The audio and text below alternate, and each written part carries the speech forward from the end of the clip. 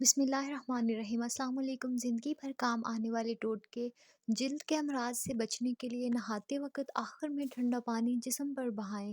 دل کے مریضوں کو گھی کی بجائے کوکنگ آئل استعمال کرنا چاہیے اور گھی سے پرہیز کرنا چاہیے۔ کھانا کھانے کے بعد آدھی چمچی سونف کھانے سے آنکھوں کی روشنی بڑھتی ہے۔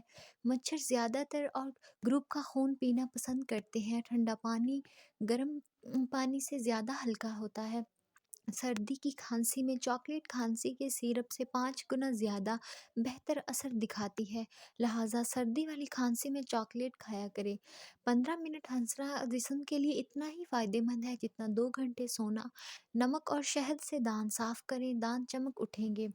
خشک ٹی بیگ ورزش کے سامان اور بدبودار جوتوں سے بدبو ختم کرنے کی صلاحیت رکھتے ہیں۔ سیب کی اتنی زیادہ اقسام ہے کہ اگر ہر روز ایک نئی قسم کا سیب آپ کھانا شروع کر دیں تو 20 سال تک کھاتے رہیں گے۔ سستی اس طرح لوگوں کو ہلاک کرتی ہے جیسے سگریٹ نوشی۔ کٹا ہوا لیمن فریج میں رکھنے سے کسی قسم کی بو نہیں پھیلے گی۔ دل کے درد کے لیے 3 چھوٹی الائچی روزانہ کھائیں اور خود کو فائدہ مند محسوس کریں۔ آنکھوں کے گرد آہستہ آہستہ روغن زیتون یا روغن بادام کی مالش کریں۔ چہرے کو پانی سے گیلا کر کے اس پر پھٹکڑی سے ہلکا ہلکا مساج کریں، دانے مکمل ختم ہو جائیں گے۔ کھانا کھانے کے بعد آدھی چمچی سونف کھانے سے آنکھوں کی روشنی بڑھتی ہے۔ اگر گھٹنوں آپ کمپیوٹر سکرین کے سامنے گزارنے کے بعد سفید کاغذ کے کسی خالی ٹکڑے کو دیکھیں گے تو وہ آپ کو گلابی دکھائی دے گا۔ نابینا افراد ہماری طرح خواب نہیں دیکھتے۔ نومولود بچے میں صرف 1 کپ خون ہوتا ہے۔ ہکلاتے مریض تندرست۔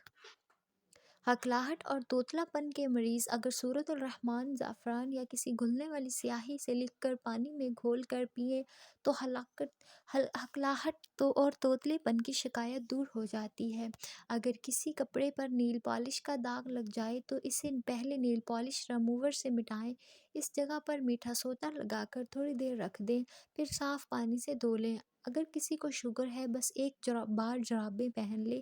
اگر کسی شخص کو شوگر ہے وہ بس 1 مہینہ سفید رنگ کی جرابیں پہن لے، لیکن بس یہ خیال رہے جراب دن میں صرف 5 گھنٹے پہننے، اس سے زیادہ نہیں، انشاءاللہ افاقہ ہوگا۔ سردیوں میں آخر ہونٹ کیوں پھٹتے ہیں؟ یہ ٹوٹکا نہایت آزمودہ ہے۔ رات کو سوتے وقت تھوڑی سی روئی لے کر اس کو سرسوں کے تیل سے تر کر کے ناف میں رکھ لیجئے، اس سے آپ کے ہونٹ نرم و ملائم ہو جائیں گے۔